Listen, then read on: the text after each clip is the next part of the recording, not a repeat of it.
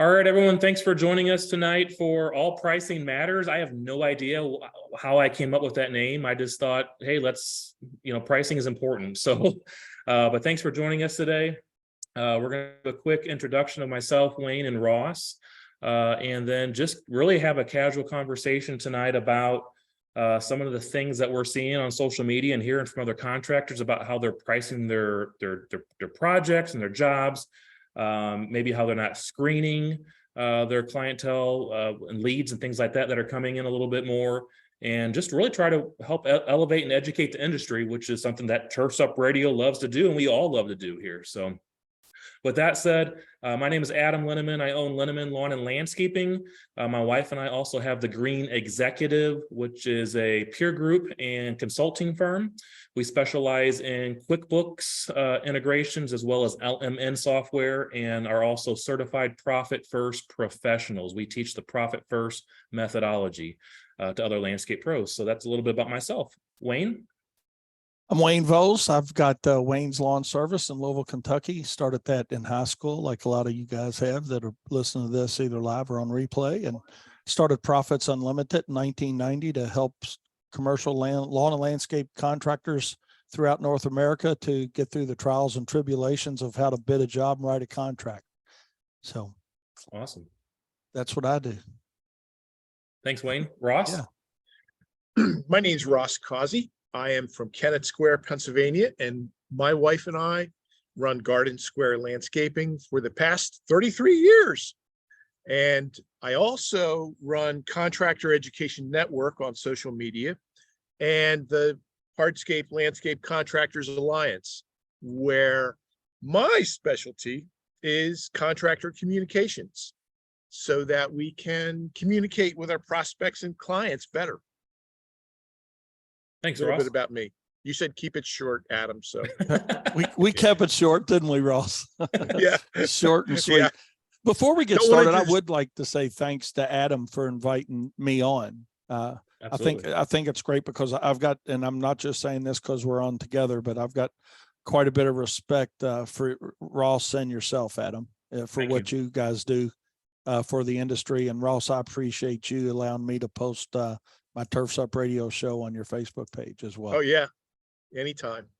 So I learned a lot from you, Wayne, from attending your seminars and events over the years. So thank you. You're welcome. I think that's what we got to understand as contractors, that we can learn from each other and be friends. We don't have to be the guy going down the street that so many times we want to do something. Y'all know what I'm going to say. we can get along and help each other is what my point is. And I think I was way too close-minded for that for too many years when I first got into the business. And 43 years later, I constantly look back at the first 9 years of my business and think, I would probably have done a lot better, a lot faster if I'd have been open-minded sooner and not had those blinders on that gave me that tunnel vision saying it's my way's the only way. Mm-hmm. So. Same here, Wayne. Yeah, same here. It's so gentlemen, yeah, we put this together because like I said, we wanted to help elevate and educate the industry.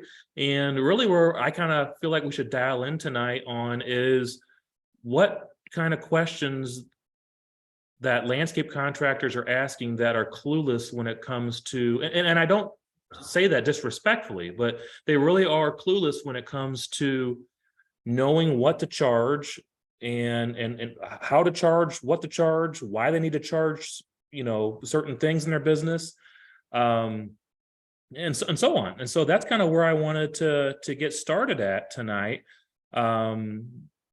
Wayne, in my opinion, you're the perfect guy to get started with this. So I'm going to just, turn it over to you for a few minutes and we'll dig in. I think the reason that I even started Profits Unlimited is because I wasn't stupid when I started my lawn and landscaping business. I just didn't know what I didn't know. Yeah. And it was, and the funny part about it is I've got a business degree in college. So it wasn't that I didn't understand how to run a business. Well, although my degree said I did, but I was still 22 years old, right? So I didn't have any experience, but I had a piece of paper that said, hey, let me come run somebody's business. And he's got the qualifications to help you out maybe. But with that being said, I just didn't know what I didn't know about pricing. I didn't understand the fundamental base. I thought I had all these things in play of, I'm small, I can do it cheaper. That's what my competition's charging. And it was bad back then, but it wasn't nearly as perpetuated as it is now with social media. And when guys get onto social media and say, hey, what should I charge for this? It makes me want to cringe, because it first of all, it brings me back to my roots because that's where I was at. But there's so much bad information out there, and it's not intentional bad information. You got people that don't know telling people that don't know, but you think and so the thing I wish everybody would just a couple things just get out of your mind is understand that just because you're small doesn't mean you can do it cheaper. And a lot of times it can be the exact opposite of that because of the use rates on that equipment. You may not have the building and the additional overhead as great as you think you have, but the reality of it is we've all got additional overhead, even if we're a one truck, one person operation. We just don't think about that overhead that we've got, sure, too many times because we come out of, like I did, I came out of a corporate America job as that, 22 years old, and I was a financial aid director at Sullivan College, one of our local colleges here. And I was used to spending somebody else's budgeted money. And so I wasn't responsible for coming up with the dollars that we were spending through the financial aid office to help students go to school. But all of a sudden, when I went into my own lawn and landscape business full time, it's different when you're doing this part-time versus going into it full-time and there's and that's the question. I'm sure Adam, you and Ross get it all the time too. When's the right time, or how do I know I can do it? And I'm gonna let you guys talk on this too, but it's just, that was a game changer for Wayne's Lawn Service and Wayne Volz. When I no longer had my quote unquote real job to help me survive. Yeah. Yeah. That's when all of a sudden it got real. Sure. And all of a sudden I'm small, I can do it cheaper. And what's my competition charging and what's my clients willing to pay all went out the window. I said, I got to figure this out. And what I thought the problem was I needed more work. So, we were still in that phase of, we need more jobs, we need more jobs, we need more jobs. And all I was doing more work, buying more equipment, create more overhead, and doing and this is honest God, true story for you guys listening. My brother and I, back in 1987, is when we had our epiphany to change. But as a 2-truck operation, I was $90,000 in debt, doing $300,000 a year, thinking we needed more work. And that wasn't the problem. We just weren't charging for the work we were doing. And we knew that what was broke was how we were charging for our jobs. And when we changed that, when we put some time and effort into changing that methodology, is when our business started to turn around. I could care less what anybody charges now.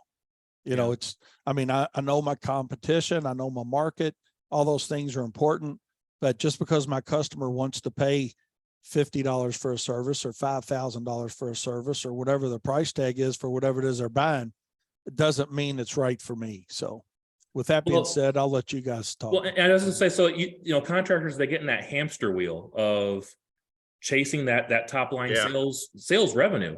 And to be honest with you, I'm gonna go ahead and mention it, that when you see in these national trade magazines, the top 100 or the top 150 companies in revenue that are doing $50 million, $100 million in revenue, that doesn't mean anything if they're not profitable.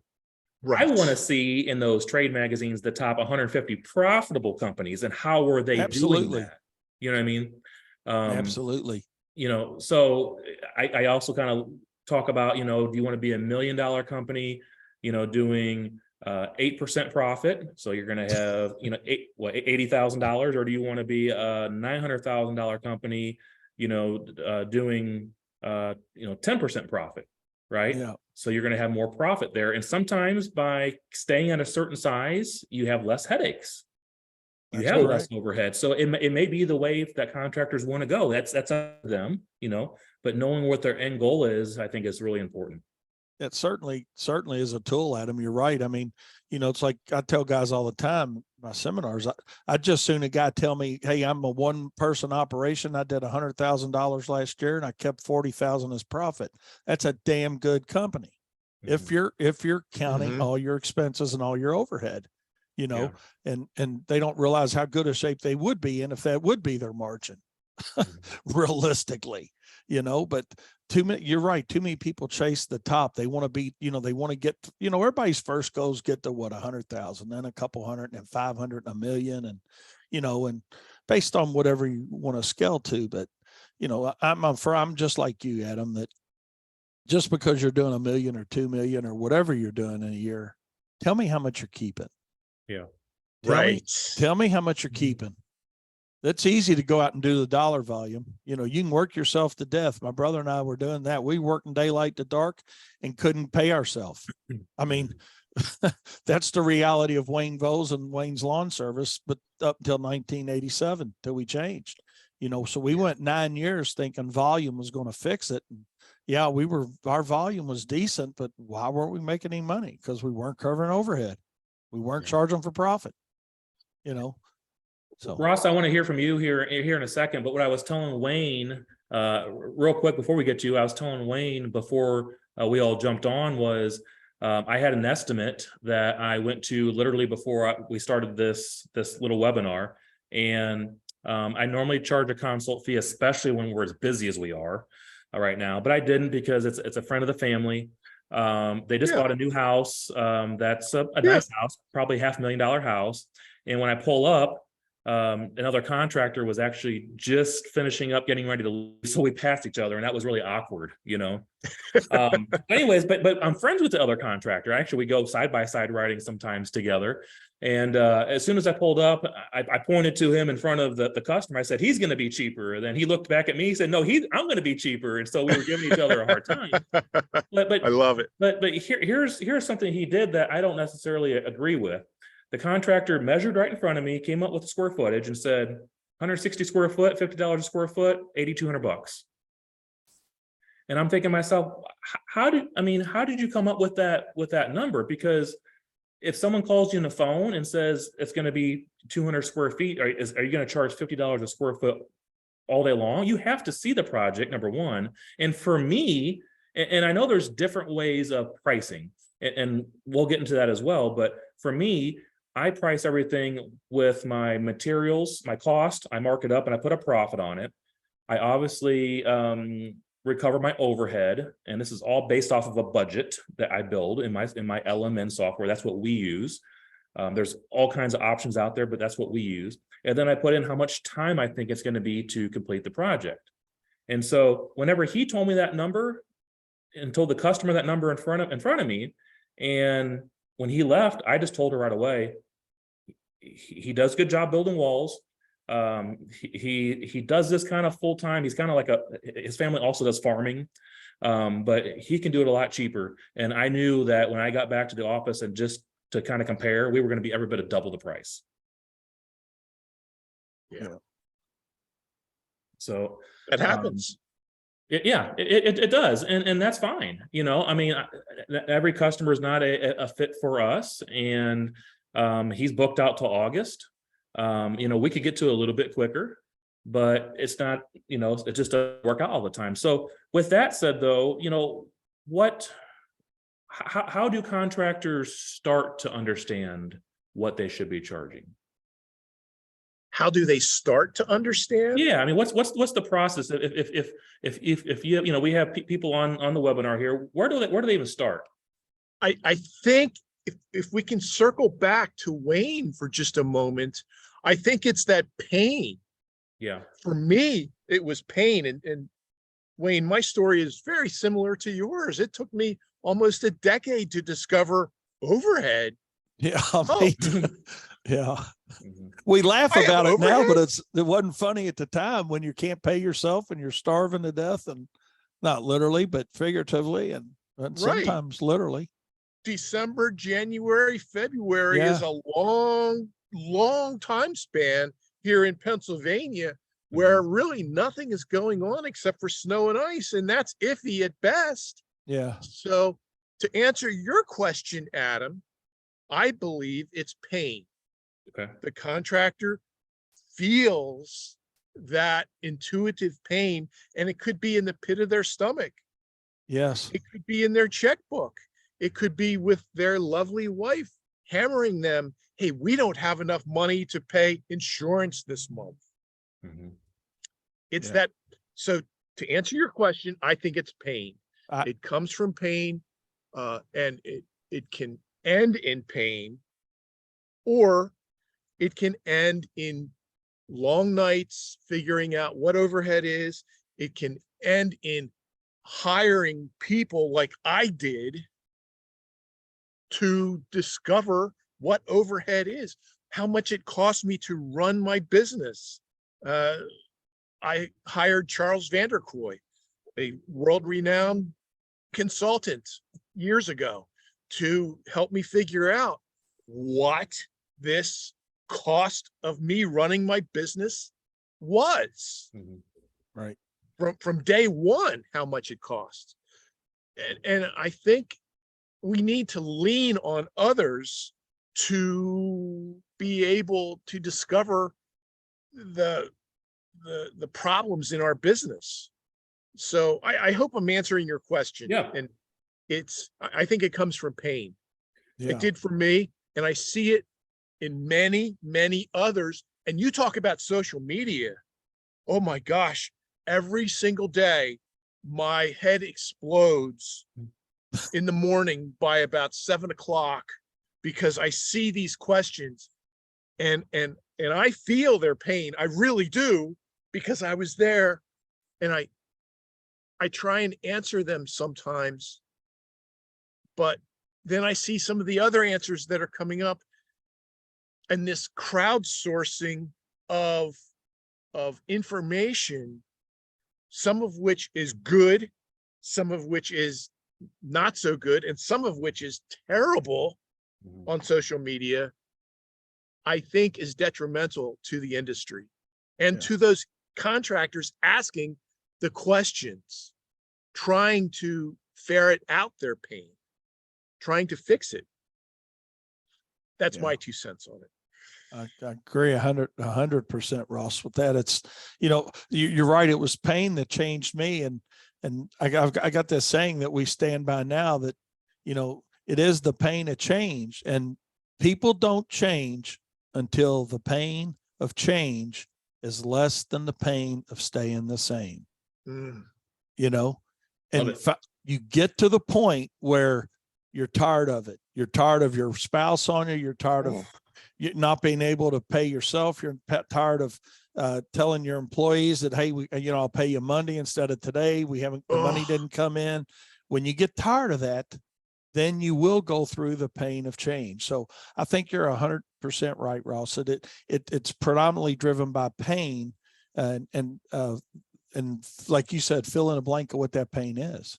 And for most of us, I joke about it, but I honest to God believe this in my soul, that if you're lucky enough to go out of business, sometimes that might be the best and fastest death that you can have with your company, because the pain that you put yourself through we were at the 9-year point. Like we were like you, Ross, we almost went a decade before we realized that we cannot continue to do it this way.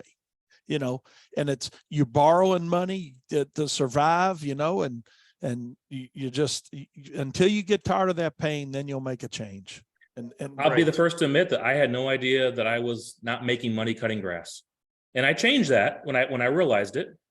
But for probably out of my 29-year career running a landscaping business, probably 12, 14 years, I didn't realize at a certain point, I wasn't making money as I was growing the business. Right. You think You you know? are because the cash flow is good, Yeah. and you got cash flow chasing invoices and statements. So, assuming, and I know we probably shouldn't, but assuming contractors know, okay, that they buy a $30 box wood, that they're going to mark it up and make some sort of money off of that, right? Assuming they know that they're going to make something off of their materials. Oftentimes overhead in general is missed. What are some common overhead items that they should consider? And then I would also love to touch on what I believe are some common missed overhead items, if we could, just to kind of throw some things out there. Well, I'll just do one and let you guys cover the rest. I think the thing that I see a lot of contractors miss is the cost of their own labor. Them as the owner working out in the Them field. as the owner operator, or, they think, oh, well, I'll pay myself out of profit. No, you're an expense to that company just like anybody else. Yep. I 100% agree. They should be paying themselves a fair salary A fair salary. of what they would be expected to be paid if they went to go work for Joe's Lawn Care. Right. And on top of that, they should have a reward of profit. And that's right. And I think, I'll let you guys cover the rest, but I mean, that is something that I just see too many guys, that when I say guys, just contractors, men, women, whatever, in general, that they do not consider themselves an employee, and there's no allocation for expense to their for their labor in any of their bidding. How I solved that problem was I decided, you know what, I'm going to start paying myself minimum wage. Yep. A minimum wage 40-hour week salary. And that's how I did that back years ago. At the time it was $8, $9, $10 an hour. I don't remember. I started paying myself $400 a week. And that's how I started getting into that routine. So, yeah. A tip, if you're not doing that, what's your minimum wage in your state? Obviously you're worth probably 3 times that, but if you have to start somewhere, start low, and you could always move the needle. Yeah. That your expense is the same as that lawnmower truck or trailer. Mm-hmm. Or spray, Z-spray, or whatever it is you're doing. Ross? I think that when starting out in this overhead discovery process, sometimes we forget to think about the distant future, when we're going to want or need to retire, when we're going to want to not do this stuff anymore. Mm-hmm. And I was recently there, and excuse me.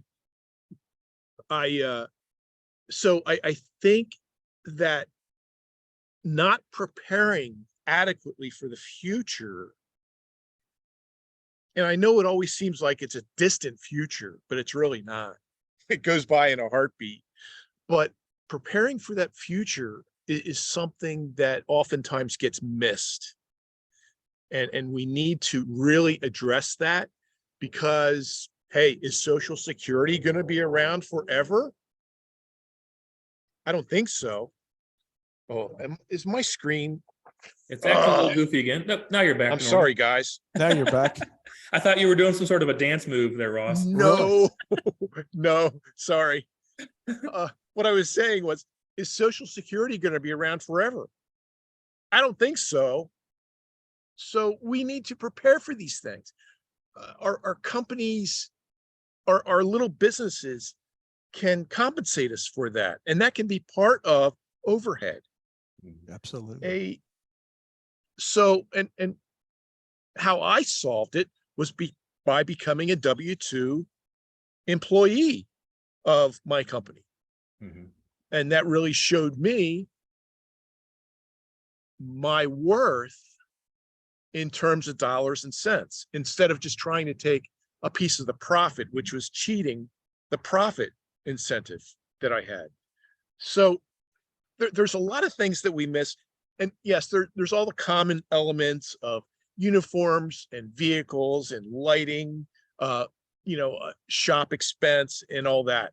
And that's another thing. That's another thing I have too. I think that many of us are working out of our home, our garage. And while that's okay for a little bit, if you don't get into trouble with it, then you're going to need a shop area. the first 6 months of my business existence, I was working out of my garage in my residential home. Well, I didn't like it, number one, but I was trying to keep expenses down. But thankfully, the local township here in Pennsylvania got on me about that, issued me a citation, said, you can't be doing this. Oh, not again. Not again, not again, not again, not again. Oh, We still have your audio good. Your audio's good, so keep going, man. okay, I'll keep going. Thankfully, I was cited for it. And I had 45 days to clean it up. Cool. I did. I was out. And I was out for the next 32 years.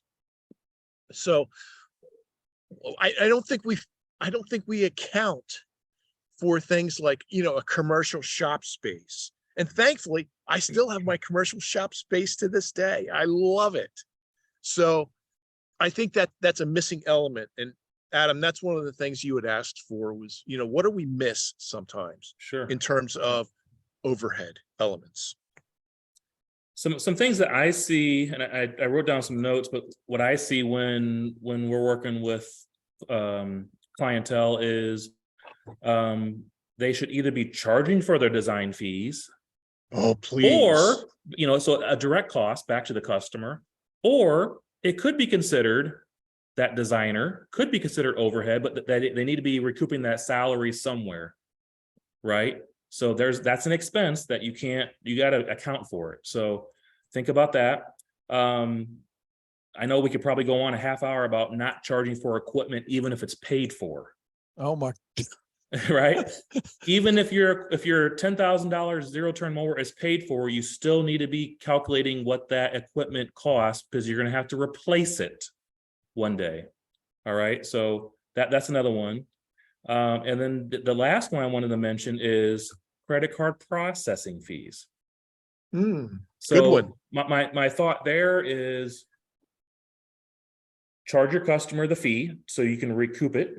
Or what we do is we look at our yearly, annual expenses with the credit card processing and put that whole lump sum into the next year's budget, and then use that as overhead. The credit card processing fee as overhead, and it's recouped through everybody.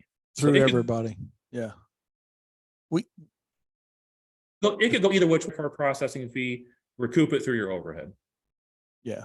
We had done that the exact same way up to this year, and we decided to do a little bit differently. We actually split it this year.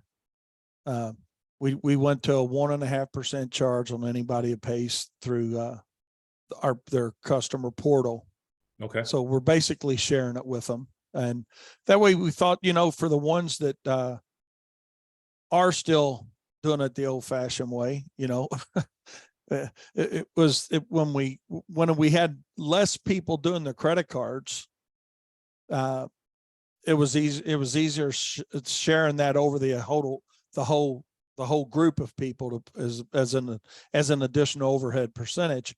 But as we start getting more and more people paying, then we thought, okay, well, let's just do this two ways, in an effort to keep our overall pricing down, because we were having to raise pricing the last couple of years so much anyway, like everybody else, right? Because of costs going up dramatically. There was one way we could leave our pricing down a small percentage to those not utilizing the credit card option or the ACH option. I like that. Yeah. That's something we changed just this year. Very cool. Yeah. This is ironic because my wife and I went out to lunch the other day at a popular local diner, and I can't wait to tag you guys on this post, and I'll do it maybe tomorrow or this weekend. But they had a prominent sign on the counter, and this will be on my post, that they are now charging, I think it was 3.5% for credit card purchases in the restaurant. And they apologized for it and blah, blah, blah, blah, blah. But everyone's costs are going up, and Wayne, you're trying to account for it. Adam, you're trying to account for it. I know, but we have to somehow. be able to budget for this expense. Yeah, that's it. That's exactly it. So I But, can't you wait know, to see you guys in this post. But you know, to that point, when it comes to restaurants, particularly, this is a little off subject, but I don't like it whenever they charge that credit card. It's either price or you get a discount if you pay by cash. You know, I don't like seeing that add-on. So I would just prefer them just to go ahead and charge me the extra whatever, you know. Well, and that's why we always did ours the way we did it. Like you Adam, is that's why we always just ran it through as additional overhead, and it wasn't like you were putting a fuel surcharge on somebody, you know. Yeah, because I tell you what, our darn trash service has had a fuel surcharge on their bill for the last 12 years, and it aggravates my wife every time she pays the bill. Just Me take it too, off, man. raise your price. Yeah, that's what I told mine. I said, man, just hide it. I don't care what you do with it. Just take it off there. Yeah. Just Who likes to get nickeled and dimed? Yeah. And I think that's what we're talking about. That's is getting it. nickeled and dimed here. And nobody likes that. So the moral of that story is we paid cash in the restaurant. We didn't pay the 3.5% service fee. True that. So that's an aside here. Sorry to get off track there, Adam and Wayne. But No, no, it's I fine. think we've given some really good examples, but I think just generally for, you know, our listeners to us tonight and on replay or whatever, anything your company pays for is your overhead. You take your wife out to eat and pull that credit card out, that's a company card, that's additional overhead. Your pens, your pencils. We don't think about pens, pencils, cell phones, Computers, We don't think about that sometimes. phone system. That's overhead. Mhm. So anything that you write a check for out of your company is additional overhead. That's not in a production mode, you know, and other than that, then it's trucks, trailers, and equipment that's easy to recover. Mhm. We think about those because we're paying for them. But to Adam's point, you know, and the social media again, you see it all the time, but us dumb ones were doing it before social media was out there. I'm throwing myself under the bus first. You know, you think you get something paid for and you think, oh, it's paid, man. That's what's wrong with, you know, our industry. And I started you know, for the first 9 years I was in business. Just because it's paid for doesn't mean you don't have an expense on that piece of equipment. Because you got the replacement cost of that equipment that has to be calculated, not just fuel, maintenance, repairs, but the replacement cost. So how would you, Ross and Wayne, how would you, or what kind of advice would you give to a contractor that is comparing himself to his pricing to another contractor that's in his town, but wants to charge more, but is afraid to? What advice would you give them to do that? Because, you know, they probably want to grow. They probably want to add employees. They probably want to provide benefits to their team as they grow and things like that. What advice would you give them to how to raise their prices and why they should raise their prices? And the fear they might have, though, is like, well, I'm not going to get any customers. So we got to provide value, right? Yeah. Go ahead, Ross. Here's what I do on a daily basis, and I swear it's daily, whether it's in real life, IRL, as the kids say, in my local market, or on social media. Here's what we, and this is what we did as a little teeny tiny eight person landscape company. I got sick of not having funds available for equipment purchases, whether it's a dingo, a mower, a dump trailer, whatever. So we set up a equipment account, separate account at the bank. And every time, see, like I'm like you, Adam, when I price a job out, I use M for material, E for equipment, L for labor, access or subs, and then of course, overhead recovery is done through the labor, and there's markups on materials too. Anyway, every time equipment is used on a job, it's costed out to that job. And when we're making payments on equipment, if we finance it, of course it goes to the finance company. Once that piece of equipment is paid off, we continue to make payments, but not to the finance company, but to our equipment account. I like that. We pretend that we still have a note on it. Mhm. And if we don't have a note on something, if we have a fantastic, unbelievable snow year and we buy trucks and equipment outright, we pretend that there's financing on it, and we pay our equipment account dollars and cents. We make a transfer every month when it's possible. It was not always possible in the 08 to 11 depression that we had. I'm going to be the first to say it was, we had to omit many of those payments because it was just Armageddon in terms of finances. We lost people, we sold equipment, we stayed alive, but it was very, very, very, very difficult here on the East Coast. It was tough, but we had that equipment account to be able to purchase equipment when we needed to. If we were offered 0% financing for 3 years for a Skag mower, we took advantage of it. But when that 3 years was up and we didn't sell the equipment, then we paid that fee into our equipment account. So I encourage people, have a separate equipment account set up so that you can make payments to that account and treat it like a bank. And that's how we do it. What you can do, Ross, also is if you want to buy a piece of equipment, or if you think you're going to need a rubber track skid steer next year, you can start a equipment account now and see if you can afford that by start putting that monthly payment inside there also. Absolutely. Yes. Yes. It really helped us with budgeting. Mm-hmm.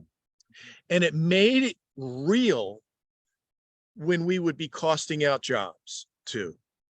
You know, it makes it very, very real how much that skid steer costs per day or week or month to have on a job.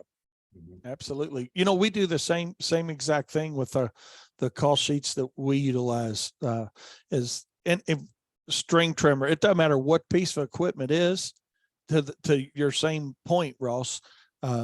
Just so people hear, it's not just one person in the industry doing it that way, right? I mean, you look at guys that suffer through pain and then you figure something out that works, right?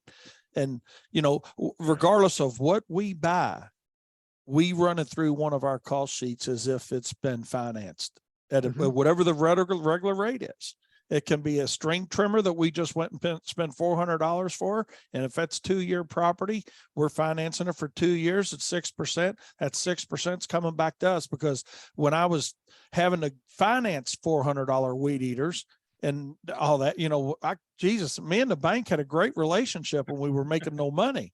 They owned everything I had in my house, you know, and so, you know, so we do that same thing. We run everything through as it's got a finance charge attached to it for the life of, you know, till it's paid, life of that loan or that note.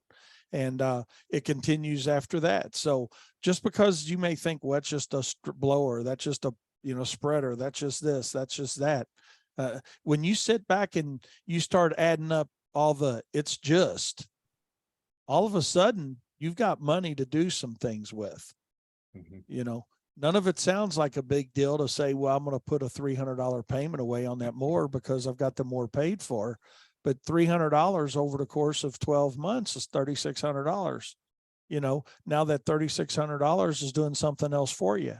So it doesn't sound like a lot of money when you do it a little bit at a time. But to Ross's point earlier, and I didn't think about it either when I was young. And that's what we want you young guys and middle-aged guys and even old guys like me and Ross out here. You know, Adam's that middle-aged group. Yeah. You know, he's still got time. Me and Ross had to fix it, man. You know? But, you know, look to the future and say, hey, man, how can I position myself differently so I'm going to be able to do what everybody else is going to do that's worked for themselves? You know, I'm not going to be the everybody else that went out of business. I'm not going to be everybody else that gave up and quit. And there's nothing wrong with quitting. It's better than killing yourself. Okay. But hey, if you want to run a business, sit down and tell yourself you're going to run a business. And you're not just because I think the people that don't succeed in this industry, that don't really make the profit that they deserve, is they've created jobs for themselves and they're not running a business. Mm-hmm. So ask yourself, are you running a business, or you did just create a job for yourself? And then some of these things that Adam and I and Ross are sharing come to light a little more efficiently and effectively, and the importance of them, of why you need to have that separate equipment account, or why you need to think about profit first, and why you need to think about what that additional overhead is. So love it. It's my 2 Well cents said. worth. Where are we going to take it from here? So let's continue on the conversation for maybe 8 more minutes or so. Then we'll wrap up with some closing thoughts. How about that? And then you know what? I'm really enjoying this. Maybe we can do another one in 6 weeks or so, and we can do it on consultations or something like that. How's that sound? I'm good to share knowledge with the industry. I've got to my age where I just want to help guys succeed, man, because if I can take a few years of the learning curve out of their life for them, it's hard enough running a business, for God's sakes, Yeah.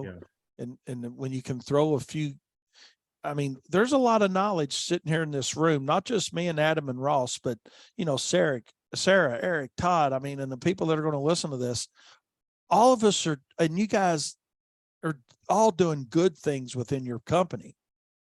You're all doing good things within your company. We just need to fine tune some of the things we're doing and admit to yourself the things that you don't do well. And fundamentally, for most of us, that's the foundation of why we charge what we charge. Yeah. Yeah. Maybe we can do this too. Todd, Sarah, or Eric, if you would like to unmute yourself and ask a question. I mean, there's only 3 of you on this webinar. If you'd like to do that, by all means, feel free to do so now. And we can get your questions answered. Yeah, absolutely. And the good thing about it is, our answer may not fit for you, but at the end of the day, it's something to consider. It's something to consider. I tell people that all the time, people that we work with from a consulting standpoint, my seminars or whatever, that, some of the things we're going to tell you is going to be the stupidest thing you've ever heard in your life in your own mind.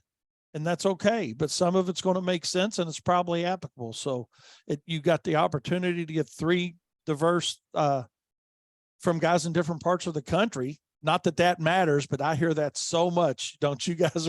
Well, you just don't understand our market. Well, no, but I do understand that it doesn't matter where you're at. You got to understand what it costs. Yeah. It doesn't matter if you're in Boise, Idaho, or Siesta Key, Florida, or Augusta, Maine, or anywhere in between. Your market doesn't matter when it comes to the fundamental of knowing why you charge what you charge, because, the market within our markets are different, right? I mean, even Louisville, Kentucky, I mean, my market right here, there's certain areas we don't solicit certain services because we know we don't fit, we're not going to get what we need, Same here. So what would and this can go to either one if you guys have some thought on this, but what would you say to someone that says, I just buy a $30 boxwood and I triple the cost, and that's what I charge? Oh, go ahead, Ross. I'll let you do that one. This is a very contemporary subject for me because yesterday I just had a lengthy conversation about it. So what happens when you have 100 of those to purchase and install? Are you still going to triple the price? Mm-hmm. I don't think so. No, you're going to price yourself way out of the marketplace. Or if it's a Japanese maple, that's $300. Are you going to charge $900 to go install a Japanese maple? That's it. That's the same analogy that I use, Adam, talking about that with guys, that material cost times a generic number just doesn't make sense. No, because because if you're going to do a Japanese maple, to Adam's point there, I mean, the root ball is going to be about the same as a B&B boxwood, Yeah. but so for one of them, you're charging $60 and for one of them, you're charging $200 to dig the hole. It's same size hole, same amount of time. So I'm not a firm believer, and I'm not saying it's the wrong way to do it. I'm just saying there's a better way to do it than that. Because what I found when we used to do stupid bidding like that, and it was stupid for us. Okay. So if it works for you, keep doing it, whoever's listening. But when we were doing it, it didn't work because of that reason there. But what I found, to Ross's point, is we started doing things that had more than 7 plants involved. Right. All of a sudden we were not competitive. So it wasn't that we were too low, we were too high and not getting the work. Right. Right. So it's going to bust you on both sides of that. Right. Right. So, it's very easy to take our materials, our equipment, our labor, our subs, our access, to take all those different elements, combine it with overhead, and come up with a price. It's not difficult at all. I'd love to hear from Todd and Sarah and Eric, but it's so frustrating to me because I did that times 2.5 or times 3 at one time, way back when. I did it. I was guilty of it. I was one of them. But see, when as a young contractor, there was no social media. It had not even been invented yet. So I would go to the counter at my local supply yard and say, in a real hushed tone, looking around to see if anybody's watching. Hey, how much should I be charging for this? Don't sit. Okay, Ross, most guys are charging 2.5 times. Okay, cool. And it's the same mentality with mulch. It's the same mentality with walls and pavers. I could go on and on and on. Yeah. So I won't do that. I won't do that here because I just get too excited about it. It's a very touchy subject with me because pricing properly is not difficult. It's really not difficult. And it doesn't go to the lowest common denominator of that times 2.5 or times 3, whatever it is. Why isn't it times 10? Oh my gosh. Who the heck ever came up with times 3? I don't know. Yeah. But it's a touchy subject with me, and I address it weekly in our little group, but guys don't always see the point. So I say, just like Wayne did a few minutes ago, but in a different way. Hey, if it ain't broke, don't fix it. If it works for you, cool. If it's not working, there's a lot of other good alternatives out there. Yeah. I like to say that landscape companies, lawn care companies, ultimately what they're selling is they're selling their time. That is our inventory that we are selling to the customer. Yeah. You go to a Best Buy store, their inventory is the TVs, the MacBook computers, all these different things, the products, and that's their inventory. Well, how do they protect that? Right? They're protecting it with security systems. They're protecting it with a security person at the door with cameras on it. They have a skewed system to where they can track it. All right. What we need to be conscious about and know is that we are selling our time. So if you can install, 30 boxwoods in a day with a crew of 2, charge your labor rate for the day with a crew of 2, have your materials with a markup, put some profit on it, make sure you're recovering your overhead, and boom. Yeah. Right there. Yeah. Done. We make it harder than it has to be, to the Ross's point. We really do. It's so simple, it's hard. We make it harder. We think it's got to be, we think it's got to be harder than what it is when it's really not. And you just put it down. And I like Ross's idea. I think that fundamental of writing down, material, overhead, if you're not using some type of software, just do the same thing, repeat the methodology over and over and over again. Right. Right. And one thing that doesn't lie to you is methodology that has had the numbers, the input that are correct. Mm-hmm.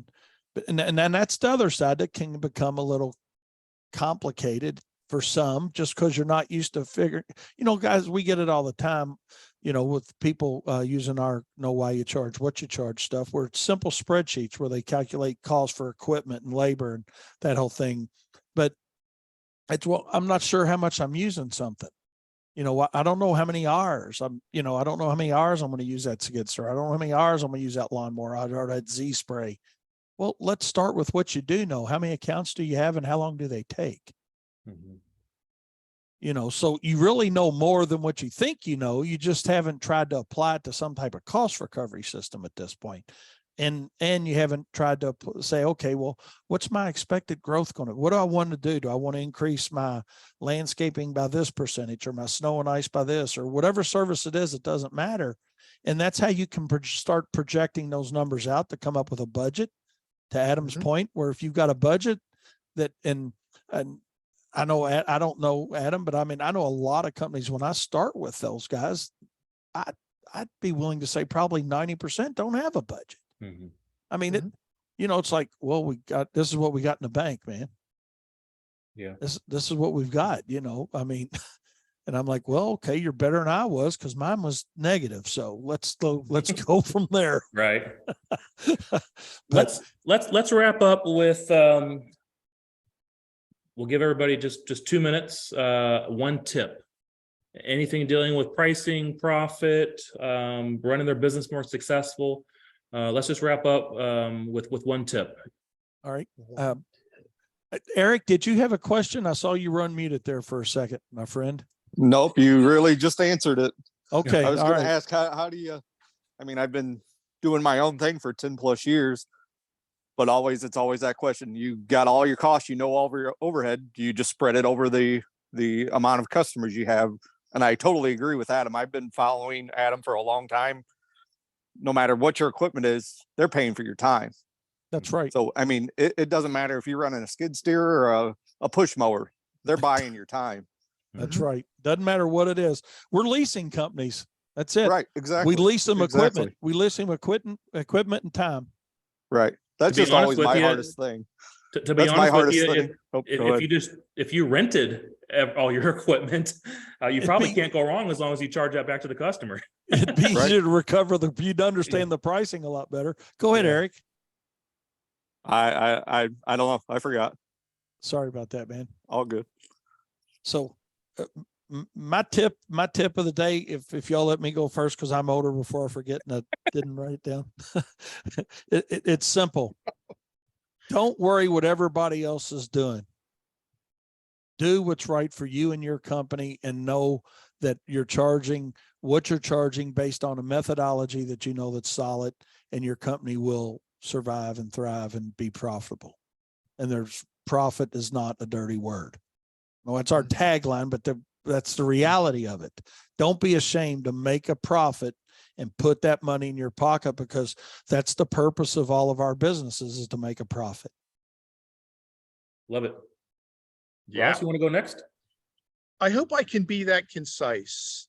So Adam, don't hesitate to cut me off here, but 3 words: pre-qualify, pre-qualify, pre-qualify, especially in this 100 days of hell, as I like to call it, April, May, and June. Okay. Pre-qualify. And there's a system to it. It's not difficult. It's scary and intimidating at first. I get that, but pre-qualifying our prospects will free up your time so you can focus on your paying good clients who want to pay you for your services. By pre-qualifying, you can determine what their budget number is, how serious they are, whether they're tire kickers and are going to waste your time. So I could go on and on about that. I also wanted to say, charge for your estimates or consultations. And let's not confuse a consultation with a design. Always charge for design work, but for your consultations, charge for them. And again, it's scary at first. It truly is. I know, I was there. but it gets easier and easier and easier. It's just a methodology like Wayne is talking about so that you can develop a system. But charging for our consultations is everything to me. And especially in this silly season, 100 days of hell, whatever you want to call it, it can easily be done. So I took too long. No, you're fine, Ross. That was perfect, man. I would say my advice would be on profit, and that is to guarantee you profitability in your business in 2023. Open up a separate bank account, title it your profit account.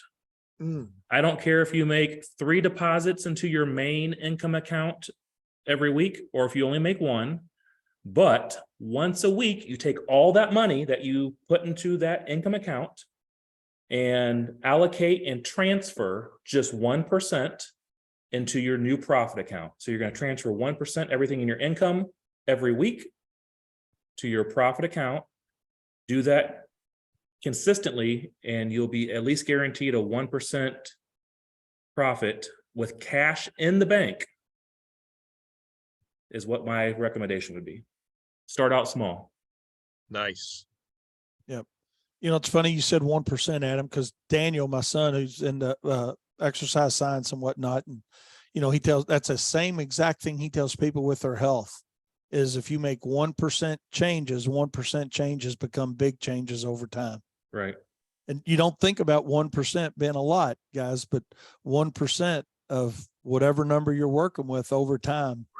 I'd like to have 1% of what I've made in 43 years. Right. I wouldn't be doing this podcast. I'm telling you. I love it. So All yeah, right. I love that, Adam. I love that. So I'm 30 opening up a 1% account tomorrow. I swear to God, I am. 30 seconds each. How could people reach out to you, Ross? If it's allowable, I'll put it in the comments, Adam.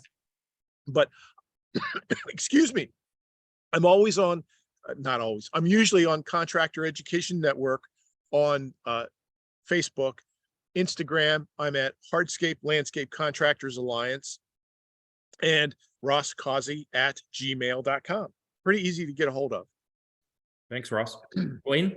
For me, you can simply check out Turfs Up Radio if you guys aren't listening to that already. I do a live show called Profit Time every Monday, Wednesday, and Friday at 10 a.m. But you can reach out to me simply at my name, Wayne Volz 01 at gmail.com, or you can check us out at Profits Unlimited. That's our website. Our website's actually, and I'll put it in the comments as well, but it's profitsareus.com. Company name's Profits Unlimited. Awesome. Adam? People have any questions for me? The best way really is go to our website, thegreenexecutive.com, or it points back to the Green Executive, profitfirstpros.com. Actually, our website just got relaunched today and it's live. So check it out. Let us know what you think on it. Totally revamped. And you can find me also on Facebook and or LinkedIn. Easy enough. Very good. All right, gentlemen, ladies or gentlemen. Yeah, go ahead, Sarah. I just wanted to thank you guys for all of your knowledge and you sharing all of this information. I watch all of you guys and gain all of your knowledge, and I appreciate it. Thank you very much. I appreciate that. We're Thank glad you. to You're help. welcome, Sarah. Thanks, Sarah. And we sincerely mean it. We're not like the IRS when we say we're here to help. We really are here to help. Well, I appreciate it. And I just wanted to say that all of your information I appreciate. And if there's any programs that you guys recommend for helping to like make sure you cover all the overhead, if you would recommend anything. Adam? I'm a big LMN user, and I know there's, literally a dozen softwares out there, but I love LMN because it requires you to build a budget and you estimate based off that budget. And if you build that budget according to the itemized lines through it, you're not going to miss anything. Yeah. I would suggest, Sarah, that is a good software. We have something called Know Why You Charge What You Charge. You can see it on our website.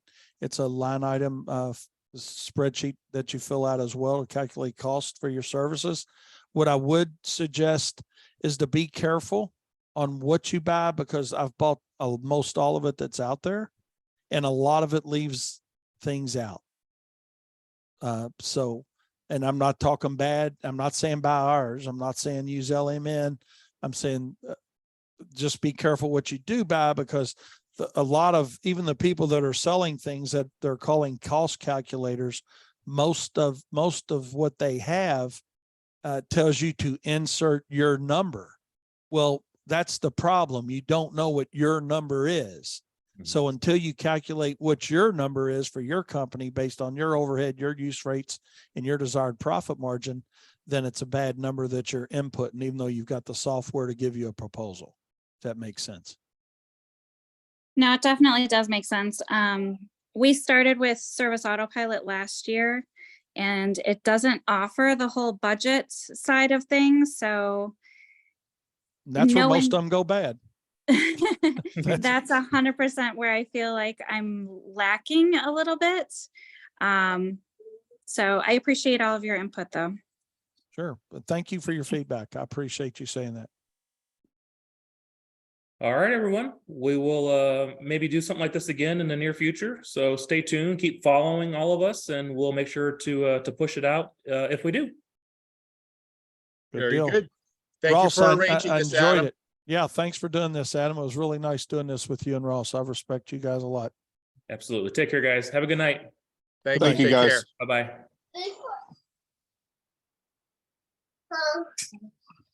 They were from home. Okay.